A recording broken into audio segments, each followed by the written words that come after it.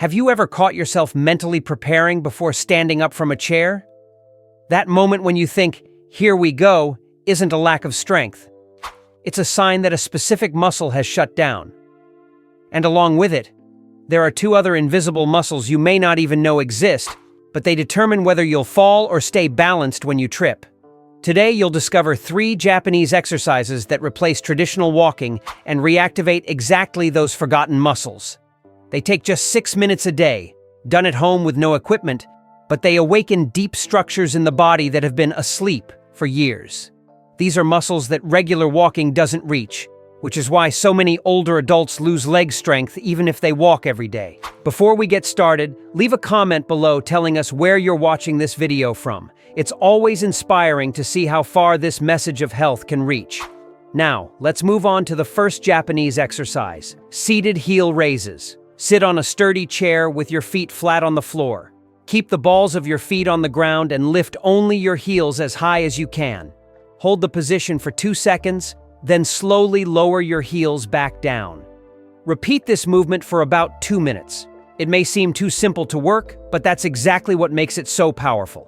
When you do the movement seated, it completely isolates the deep calf muscle called the soleus. All the other leg muscles stay relaxed. Only it is working.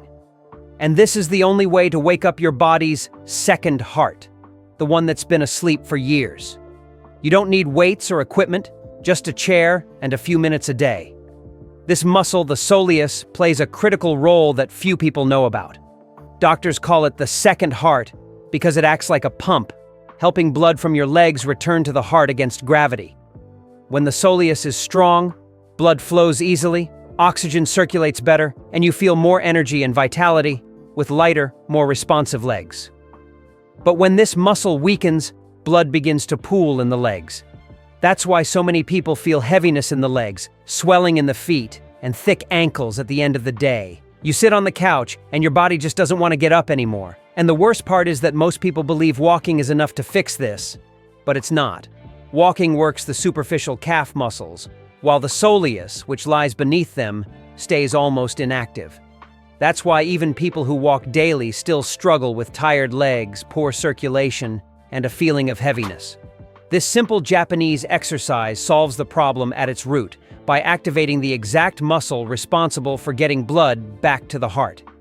It's the kind of movement that rejuvenates vascular function, boosts your energy, and drastically reduces leg fatigue. In just a few weeks, you'll notice your legs are less swollen, lighter, and have more energy to carry you through the day. It's the first step to reteaching your body how to function like it used to, restoring balance, strength, and the natural vitality of your legs, just like the Japanese do to stay healthy and energized even after 80. When you walk, that deep calf muscle works at a minimum, almost in energy-saving mode. It's like having a powerful engine, but always using it in first gear. It works, but it never reaches its full potential, never truly gets stronger. And that's exactly where the big difference lies between Japanese training and Western training. Now, practice 3 sets of 15 repetitions of this exercise. Raise your heels slowly, hold at the top for 2 seconds, and lower them back down with full control. If it's too hard at first, reduce it to 10 reps. What matters isn't the quantity, but the quality and control of the movement, truly feeling that deep muscle working on its own. You'll notice that, as you practice, your body starts to respond. In the first week, leg swelling visibly decreases. You'll take off your shoes at night and notice that deep mark around your ankle or the top of your foot is gone. That's the clearest sign that blood is flowing back to your heart as it should. In the second week, the difference will be in your energy. Walking won't tire you out as much. You'll notice you can walk farther, climb stairs more easily, and even stand for longer without feeling that heaviness in your legs. That weight that used to wear you down starts to fade. And then comes the third week. That's when the magic happens. You wake up with real energy. It's not that fake, coffee-fueled energy. It's genuine vitality. You feel like going out, moving, doing things you had been putting off. Your body regains its vitality because blood, oxygen, and nutrients are finally flowing the way they should. The first sign is this. If you need to use your hands to get up from a low chair, your legs are already going through muscle failure. This isn't an exaggeration. Studies show that after the initial loss of strength, it takes just a few months for the body to become fully dependent, where simply standing up becomes a challenge. That's your body's warning that the time to act is now. Ignoring this sign allows weakness to settle in, but taking action today is the first step to regaining the strength, balance, and independence that make all the difference after age 60. The second sign is one of the most dangerous and yet easiest to ignore. If you avoid stairs or feel your legs giving out as you climb, your body is sending a cry for help. At this stage, you can still compensate, but you're living on the edge of control. Your body starts overusing the wrong areas, like your hips and lower back, to make up for what your legs can no longer handle. Now, get ready for the second Japanese exercise, which rebuilds something invisible yet essential: the communication between your brain and your legs. It's called standing heel raise, and it's one of the most complete movements to restore balance, strength, and body awareness. To do it, stand up, preferably near a wall or chair for safety and stability. With your feet aligned, slowly raise your heels off the ground, standing on your tiptoes as high as you can. It may seem simple, but the power of this exercise lies in how you do it. The secret is the slow and controlled pace. Count 4 seconds to rise, hold at the top for 2 seconds, then lower back down in 4 seconds. This slow rhythm deeply activates the calf muscles, improves venous return, and most importantly, reignites the brain circuits responsible for coordination and balance. When you move slowly, your brain has to track every millimeter, analyzing weight, balance, and body position. It's like it's relearning how to control your legs. This neural communication is essential because over time, it weakens. And that's what makes the body feel slow and unresponsive. The difference between the seated and standing exercise is profound. When seated, you wake up the muscle. When standing, you reconnect the brain. In the standing version, the body must maintain balance while moving the legs. This forces the central nervous system to work twice as hard, adjusting posture, activating stabilizer muscles, and improving fine motor control. In the first few days, it's normal to feel shaky legs or some imbalance. This isn't a sign of weakness. It's a sign of reconnection. Your body is remembering functions that have been dormant for years. Stay patient and consistent. As the weeks go by, you'll notice something surprising. Your confidence returns. You'll walk more steadily, feel more stable, and most importantly, you'll rediscover that feeling of being fully in control of your own body, something truly priceless after 60. And that's exactly what so many people gradually lose without even noticing: the ability to do 2 things at once with their legs. Simple things, like walking and turning your head, standing up while holding something, or climbing stairs while talking to someone. When this coordination weakens, life becomes more dangerous, because accidents happen during these dual-task moments, when the body needs to react quickly and automatically. But the communication between brain and legs is slow or disconnected. This happens because the brain no longer fully trusts the legs. It's unsure whether it will get a fast enough muscular response, so it creates a sort of mental safety barrier. This exercise was specifically designed to break through that barrier and give your body back the natural confidence it had 10 or 15 years ago. The practice is simple.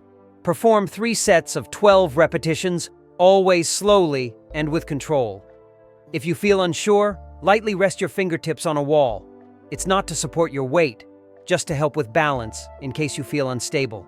Remember, here, precision matters more than strength, and the results become visible in just a few weeks. You'll notice that standing up from a chair becomes automatic again. No hesitation, no second guessing, no pause. The body just responds. The strength doesn't just come from muscles, but from the reconnection between your brain and movement. You stop using the armrests for support, stop planning your path through the house based on where you can hold on, and start fully trusting your legs again. This is a crucial point.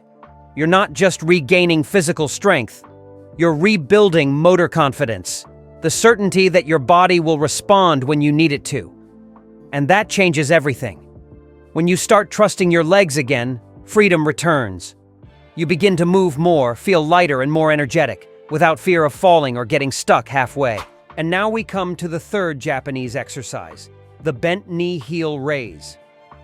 At first glance, it may seem similar to the previous one, but there's a small detail that completely changes the type of muscle engagement involved. Stand upright and slightly bend your knees, about 15 degrees, keeping your back straight and your core engaged. From this position, lift your heels off the ground so you're on the balls of your feet, but this time, with your knees still bent. This small change in angle changes everything. When your knee is bent, the deep calf muscle, the soleus, automatically switches off. It can't function in a flexed knee position. This means only the superficial calf muscle, the gastrocnemius, the one that forms the visible bulge in your calf, is activated. It's the only way to isolate the leg's protective muscle, the one that supports the ankle joint and stabilizes your walk. When your leg is straight, both muscles work together and share the load. But with the knee bent, only the right muscle is triggered.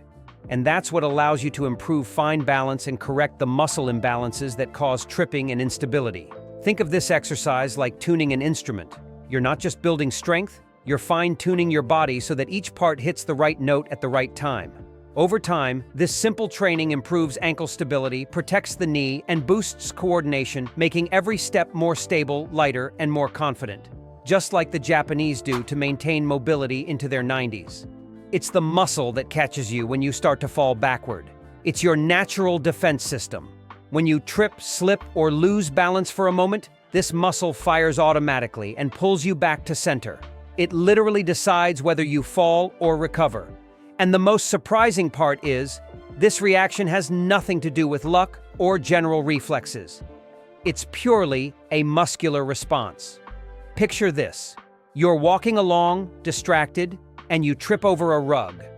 In that split second, before you even realize what happened, a specific muscle in the back of your leg kicks in, stabilizes your body, and prevents the fall.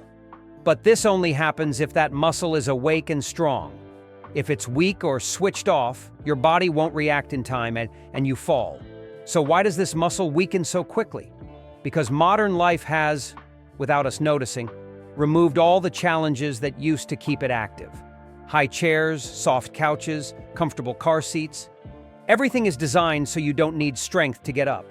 Elevators replaced stairs, ramps replaced steps, and as a result, the body stopped being challenged.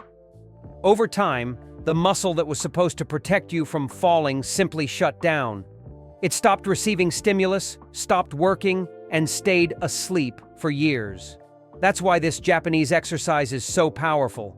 It reactivates an essential function that the modern body has forgotten. While Western gyms focus on size and muscle appearance, the Japanese focus on function and efficiency. They understand exactly which muscle does what and develop specific ways to isolate and awaken what really matters. Functional strength, the kind of strength that keeps you upright, stable, and safe. Now, practice mindfully. 3 sets of 15 repetitions, always keeping your knees slightly bent throughout the movement. Rise slowly onto the balls of your feet, hold at the top for 2 seconds, then lower yourself down slowly. You'll feel the muscle burn in a different way than in the previous exercise, and that's excellent. That burn means the right muscle is waking up, the one that's been asleep for years. In the first week, you'll feel some mild soreness, a different sensation, as if your leg is waking up. In the second week, the movement will start to feel more stable and natural, and within 3 weeks, your body will already be reacting automatically, with no hesitation, no fear, no delay. By the second week, you'll start to notice more stability when walking. Even on uneven ground, your body will begin to adjust automatically. Your balance improves, your steps become more solid, and you trip less. In the third week, something even more important happens. Your confidence returns. You stop walking in fear of falling, stop constantly watching the ground, and begin to move naturally again, just like you used to years ago. The secret to these movements isn't doing them perfectly. It's doing them every day. Even if it's just one exercise, even if your form isn't perfect, what matters is giving your body daily stimulus. Doing it consistently is better than doing a lot and then stopping. The body runs on consistency, not intensity. The fourth Japanese exercise is seated hip rotation. It may seem simple, but it's extremely effective for restoring freedom of movement and preventing falls and stiffness. Sit in a sturdy chair, keep your back straight and your feet flat on the floor. Then slowly open your knees outward, like you're opening the pages of a book, and then bring them back together.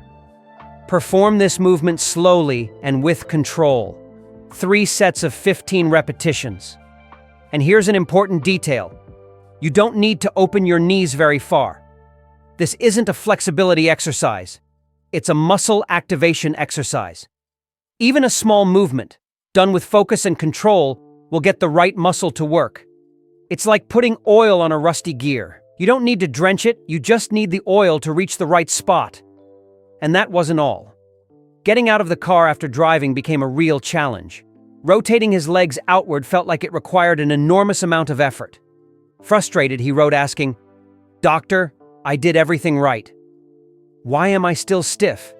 The answer lay in a muscle he didn't even know existed.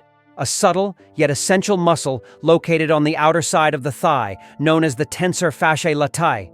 It's a small muscle, often overlooked even by those who exercise regularly, but it plays a key role, rotating the leg outward and stabilizing the hip.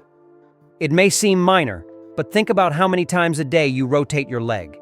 Every time you get in or out of the car, turn in bed, get out of bed, sit on the couch, or change direction while walking. This muscle is engaged. If it's tight, shortened, or weak, those simple movements become slow, stiff, and exhausting. Exactly as Carlos described. And this is where the Japanese method shows another one of its ingenious principles. The Japanese perform this exercise sitting down, not standing, for a very clear reason. When you're sitting, the hip is completely isolated. There's no interference from body weight, balance, or supporting muscles. Only the pure, precise movement of the joint and target muscle remains. It's a direct stimulus with no distractions, exactly what the body needs after age 60. At this stage of life, every repetition must have a purpose.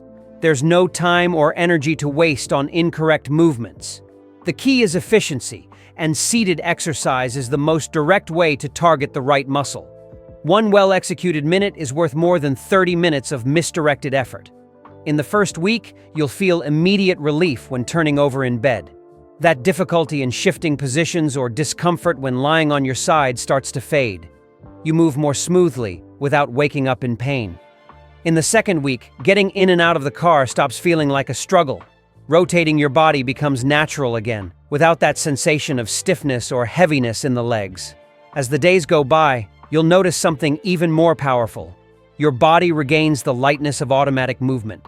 Your legs respond with more precision, your hips move in sync with your torso, and the simple act of standing no longer feels like a task. This exercise, as simple as it seems, acts like a mechanical release. It loosens the body from the inside out, improves joint mobility, reduces lower back pain, and makes every daily movement easier. When done consistently, it transforms how you move, bringing back the freedom of motion that aging seemed to have taken away. And the best part is that there are no contraindications. Anyone can do it. All it takes is discipline and patience. It's the kind of movement that shows, once again, that brute strength isn't what keeps the body young. Mobility does. And when mobility is nurtured daily, it ensures independence, balance, and quality of life well into your 90s or beyond.